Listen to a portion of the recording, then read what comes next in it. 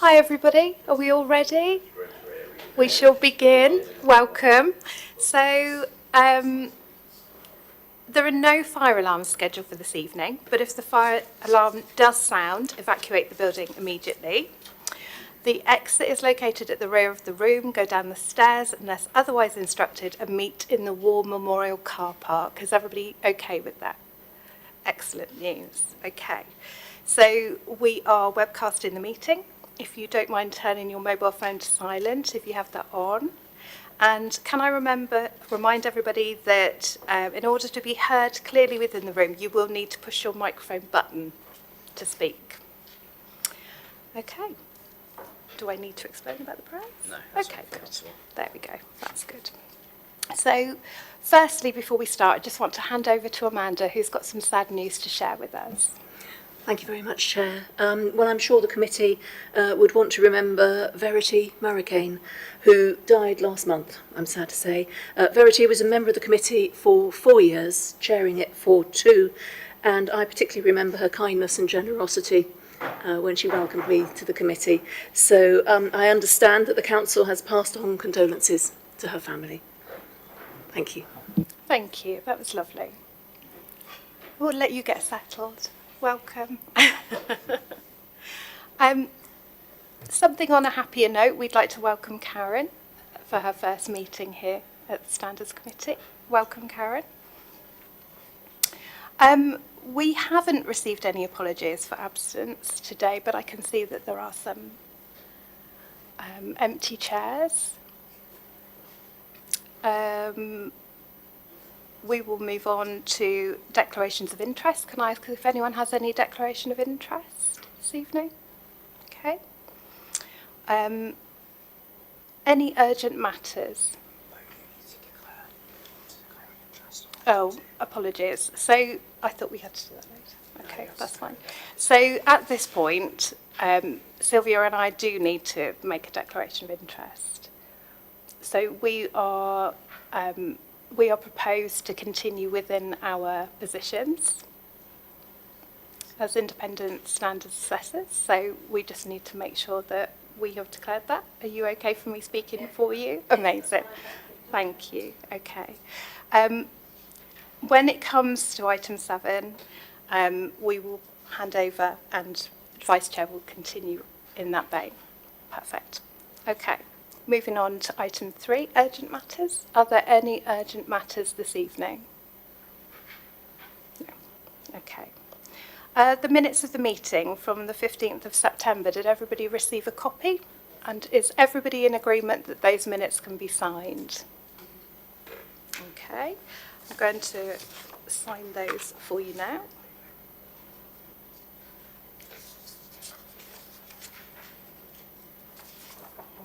Thank you very much. Okay.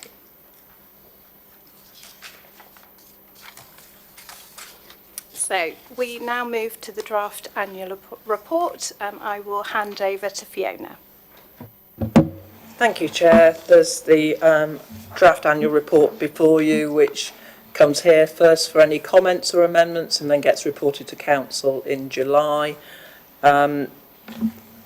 I thank the Vice Chair for pointing out to me that I'd made an error in one of the dates. So under the heading Code of Conduct, at the end it says 16th of March 2025 and it should say 2026. So I'll change that.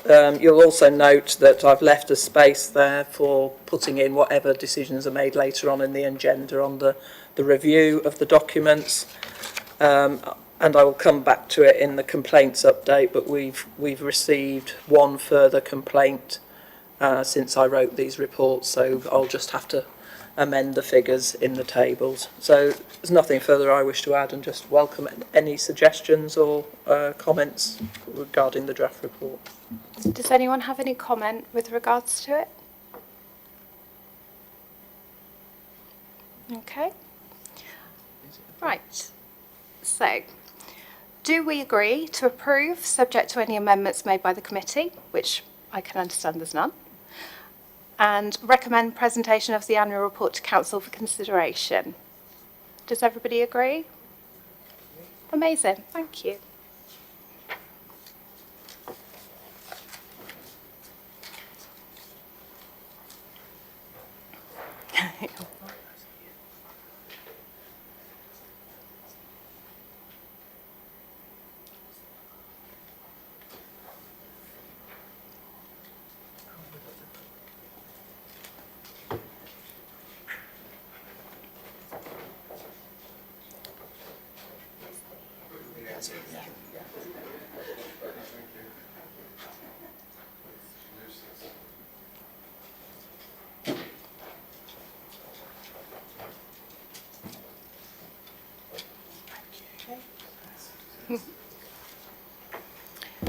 I think we're now going to move on to item. So, Ian, I was just going to say we've just approved that the annual report will go to consideration for council. I didn't know if you'd had a chance to read it and if you had anything you wanted to comment on as you've arrived at that point.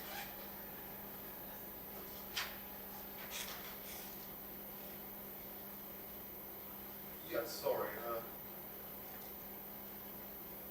The only thing I was going to say was... Ian, your mic's not on. So the only thing I was going to mention was that I saw that there were 5 parish councils still that hadn't done the training. I was wondering if the move to a mandatory code, albeit it's got to wait legislation, is going to be a few years away. It might be worth another push with those 5 about having the training. So I think that doesn't relate to the draft annual report. So we will come to that. Item 5. Oh, sorry, I've come in the wrong place. Don't worry. We've looked at the draft annual report, and we just wanted to look at whether you were happy with the report, subject to any amendments. Yes. Thank you. Can I just? Yes, of course. I think it might be related to those that haven't yet adopted the model code of conduct. Yes, that's what I meant. Those 5. Yes. Yeah. So we can push it again, but as you'll see later on in the agenda, there will be legislation at some point to bring in a mandatory code of conduct. Is it possible to know which councils they are? Because I'm looking around. I don't know if any of the councillors here are actually in areas which are parished, because they might be able to push it along as well. I do have the list, but I can't remember offhand, Okay. so I can provide it.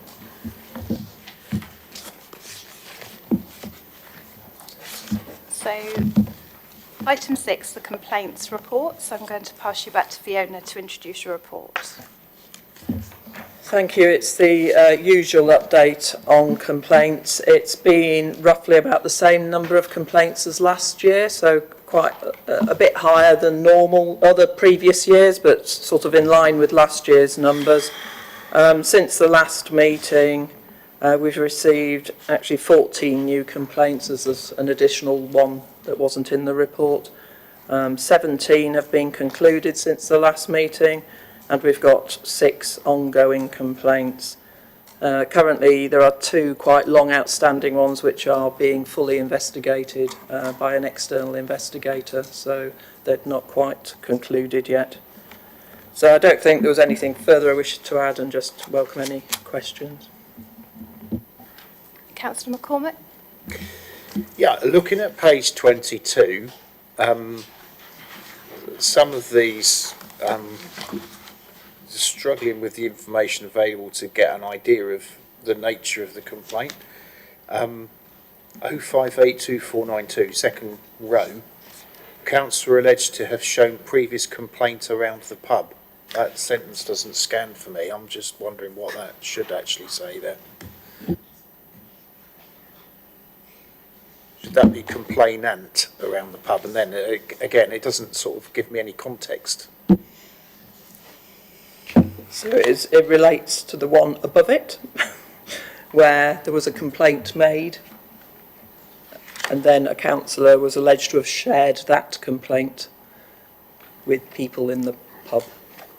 So I think it makes sense to me, but maybe because I know the context better than you do. So that was the subject of the complaint, that it had been shared with others.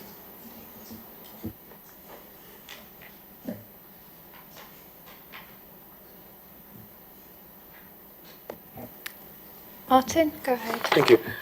I was, from parish council point of view, to have a complaint from the member of public that's now 8 months on. Has there been any public statement about the complaint, or is it all sub judice? Yeah, it's confidential at the moment because it's still being investigated. When matters go to investigation, they can take quite a substantial amount of time to go through all the witnesses. So there won't have been a public statement. It wouldn't be appropriate to do so because it's still being looked at.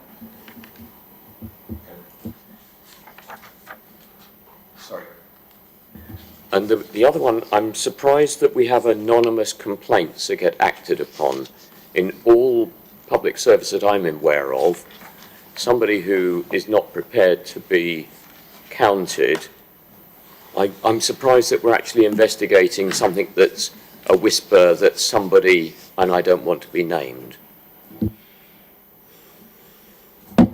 So we had a name of a complainant. It was the address which led us to issue. So we determined it was actually anonymous because of information relating to that complaint. But that's why in a later report I've suggested that we make sure we have a home or residential address attached to the complaint rather than a non-residential, or it'll come up in the later paper, but it was like a virtual company was given as the address. So it's trying to tighten up the identity of those complainants. Thank you. Both my lights are on. Are there any other comments or thoughts? So are we happy to note the progress made on the complaints received and the learning derived from the consideration of complaints? We're all agreed? Love, thank you. Okay. So I'm going to pass over for the extension of terms to Vice Chair. Thank you. Folks, you've got the paper in front of you, agenda item 7, which Fiona will introduce for you. Thank you. It's very straightforward. Amanda and Sylvia's terms as independent standards assessors would ordinarily expire on the 20th of May 2026 if we didn't extend them for a further 2 years, which is allowed under our procedures. And so I'm just seeking your recommendation to go to council this Thursday to approve the extension for another 2 years. Of course, that goes possibly beyond a date where we might be in a new unitary authority, but we don't know that. We don't know the outcome of that yet. Thank you. Anyone want to make any comments? Obviously, if you want to say anything about the two people, they might need to leave the room. So. It's not about the two people. I'm more than happy to support their extension. It's more about the elephant in the room about local authority reorganisation, and I think what's likely to happen is that everything that's been arranged with this council is going to be reset when we get into the new organisation, and at some point we will have to come up with new people and new terms and new committees.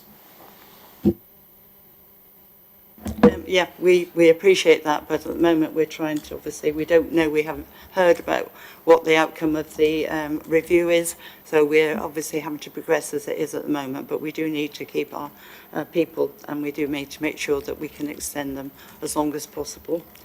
If everybody's happy, any other comments?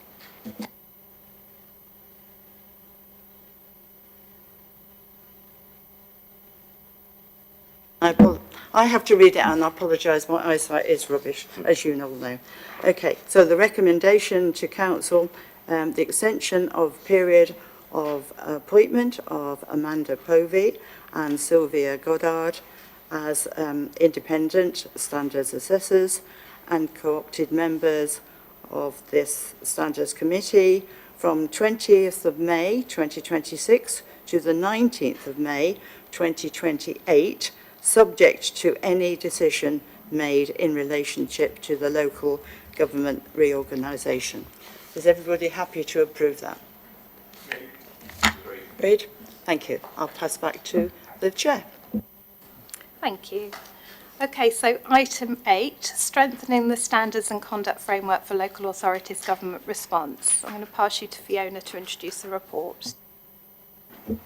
Thank you. So this is an information report.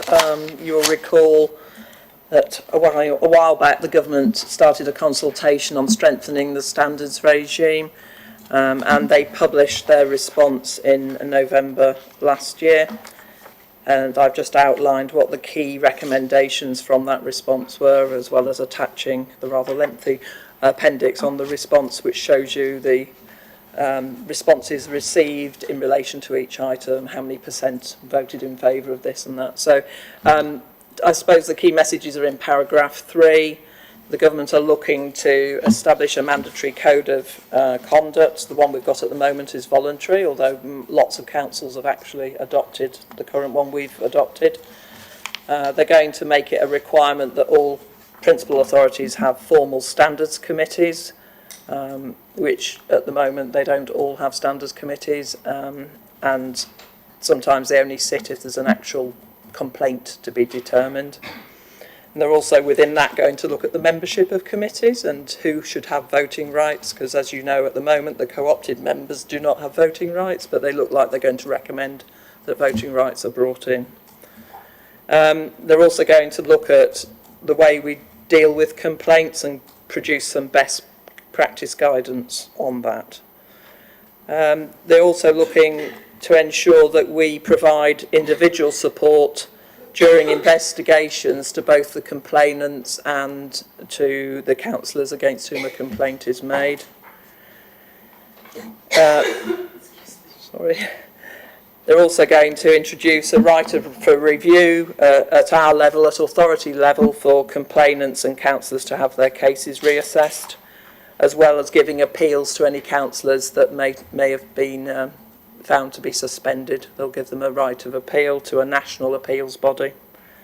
They're going to allow interim suspensions in the most serious cases, and they're going to give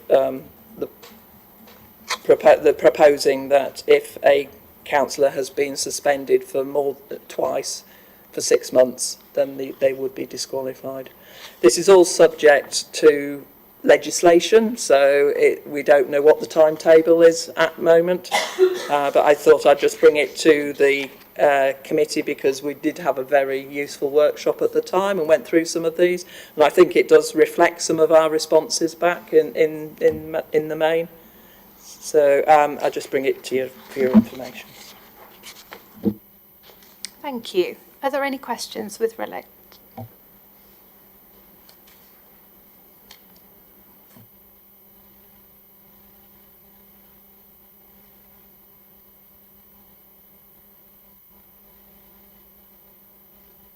Progresses.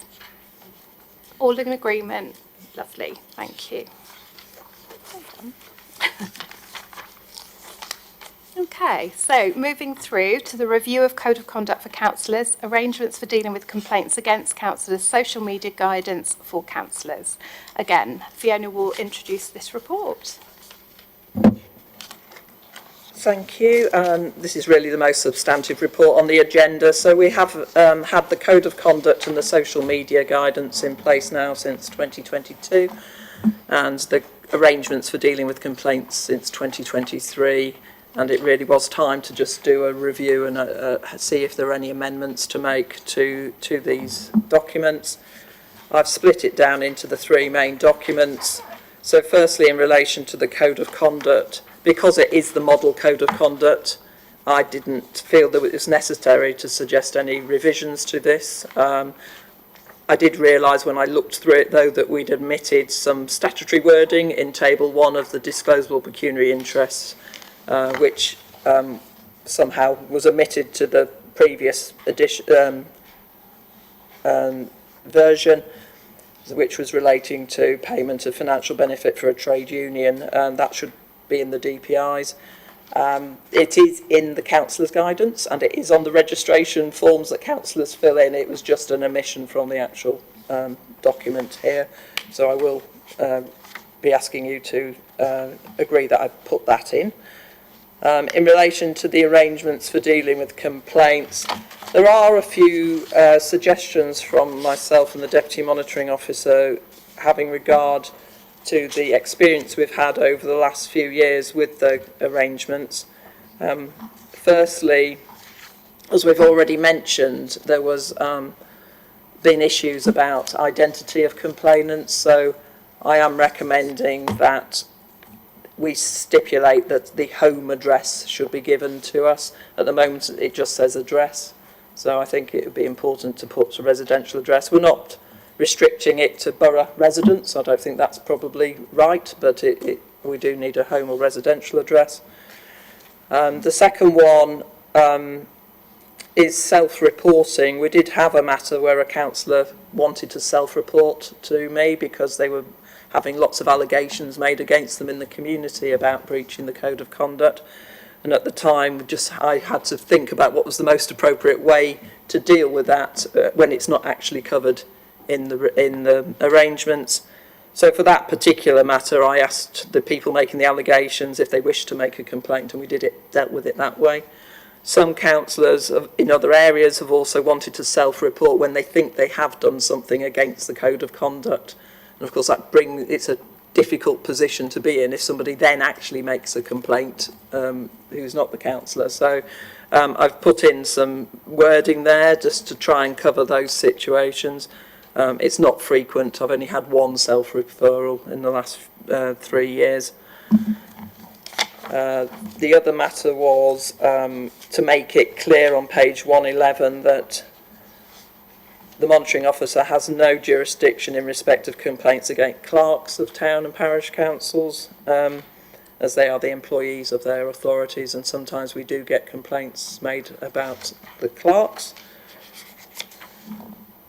The other amendments were on page 112, is that at the initial assessment stage, we're trying to judge whether there's what we do at that stage, whether we take no further action in relation to the complaint, whether we try and get an informal resolution to it, or whether it goes to full investigation. At that point, we do a bit of information gathering, and we think that that information should stay confidential at that point. If the matter proceeds to full investigation, then that information will come out in some form or in some witness statement. So I think it's just to make it clear at that point the information is gathered on a confidential basis. And then on page 113, this did come by way of feedback in relation to a complaint that was investigated, where it became clear that one of the complainants did not cooperate with the investigation at all. They didn't contact the investigator, and many hours were spent trying to contact the individual and get information out of them.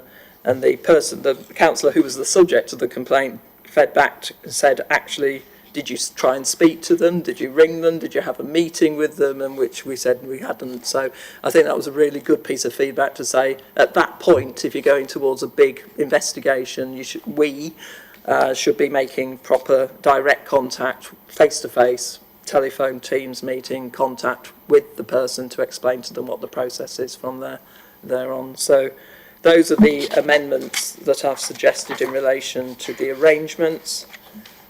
And then just on the social media guidance, you see how quickly this moves on after not very long.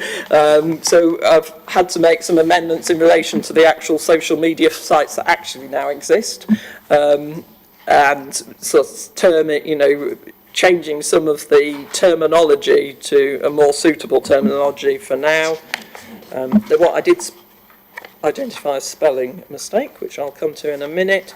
But what I have done, which is really in relation to feedback on some of the code of conduct training we've done, is that councillors who feel like they're being abused on social media about what they can do to try and help themselves or come to us for advice, I have expanded the section 6 in the guidance to give a few more suggestions as how to deal with it. I think the Local Government Association guidance has also expanded so it reflects what they've given their advice to councillors. The spelling mistake is on paragraph 37, where it should say profanity filter, not the profanity filler. So I will change that. So it's fairly straightforward amendments. I'm suggesting just updating and, like I say, expanding the bit about abuse towards councillors. So I just ask you for your comments, whether you agree, whether there are any other suggestions on review. Once I get your feedback, I will have to take any amendments to the Constitution Working Group for them to consider. From the group leaders will then consider whether it then goes to council for approval. So it's to get your feedback at this stage. Thank you. Are there any questions for Fiona? Ian? Just some observations, really. Appendix 2, the arrangements, page 3 under self-reporting. I think the first paragraph is a little bit opaque. It's not. I had to read it several times, and I think I get the gist of what it means, but I'm not sure. So, for example, self-reporting and self-referral is clearly used interchangeably. I also think it would be useful to define perhaps what self-referral is, because it's not in the Code of Conduct, and it's not here as well. So just that first paragraph, I think, is a little bit dense to read. So I think just for given the applicants, I mean, you've obviously only had the one example in the last few years, but so it may be difficult to define. But I think perhaps just make it a little bit clearer what you mean there. Thank you. Any other thoughts or comments? Oh, go ahead. I'm hiding behind the chair. You are.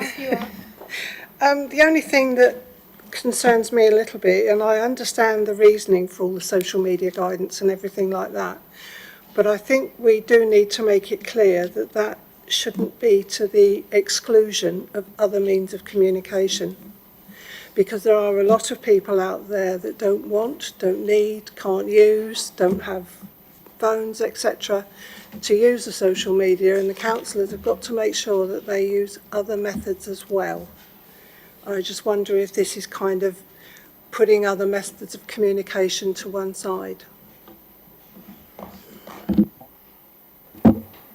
I don't think that was the intention. I think it was just trying to reflect the fact that councillors do use social media guidance, and there was a stage, and it hasn't happened for a while actually. Well, that's where a fair few of the complaints we received were in relation to posts on social media. So I hope it doesn't show that people aren't, I think councillors will accept there's different methods of communication. It'd be up to you, I think, to really decide what's the most appropriate in your area. It's really just to give a tool for councillors who are using it, who decide that they do want to use it, and to try and protect them a bit more. It's really that I know the councillors probably want to use it, but I think they just have to be cognisant of the fact that there are constituents that can't, won't and don't use it. So they obviously need to make sure that they use other methods. Don't think that this is the only way that they can do it, that's all. Thank you, Linda. Councillor McCormick? Thank you, Chair. We could be here all night if I were to relay some of my experiences of social media. The more high profile you get, the more a target you become. There was one thing I just picked up on, paragraph 41. Looks like there's a missing word in the last sentence. If you believe there's been a breach of the Code of Conduct in relation to abuse from another councillor, which does happen from time to time, it says you should the matter to the monitoring officer. Should that read, you should refer the matter to the monitoring officer? It should, yes. Thank you.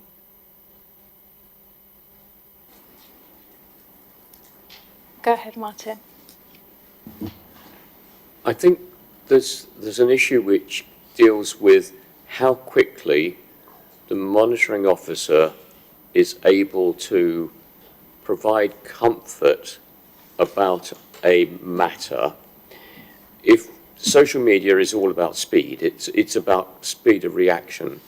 If we have a situation that a social media complaint gets into the monitoring officer but is not in the public domain for many months, I feel there's a challenge there that is specific to social media, that it is expecting a more instantaneous response.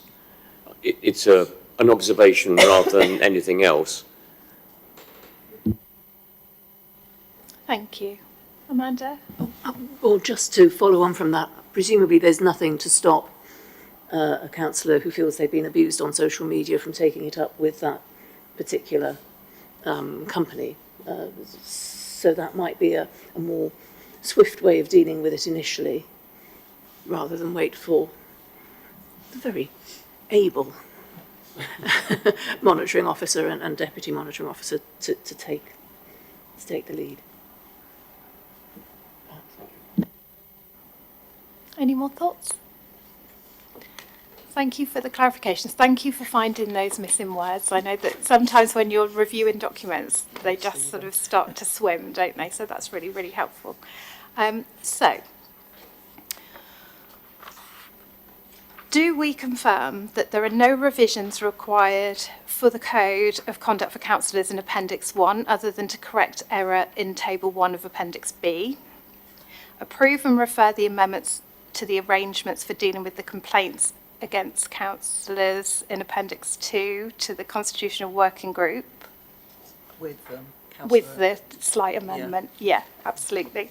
And approve and refer the amendments to the social media guidance for councillors in Appendix 3 to the Constitutional Working Group and to the Council for approval. Are we all agreed? Thank you. We are, but I've just seen one word I'd like changed. I'm so sorry. Karen, please say. Could we change pornographic to indecent images? Pornographic implies a consent. Indecent images does not. Thank If you. that's okay. Thank you. It's just stared at me.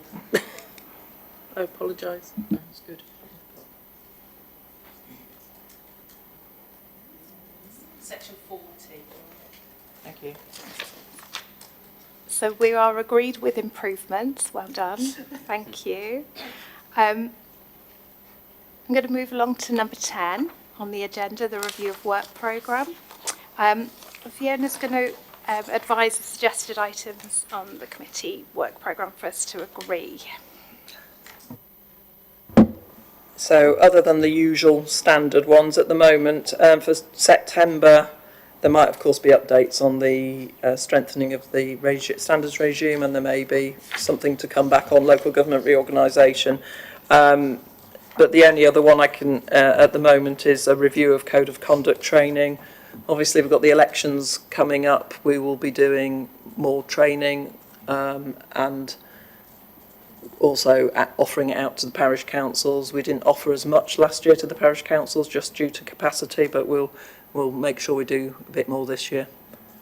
So that's for the September meeting, and then in March we're back to recruitment of independent people and independent standards assessor. Seems to come around very quickly.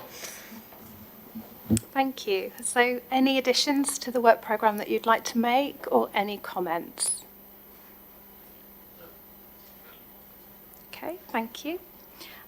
So there are no confidential or exempt items this evening. We're happy to close the meeting. Thank you.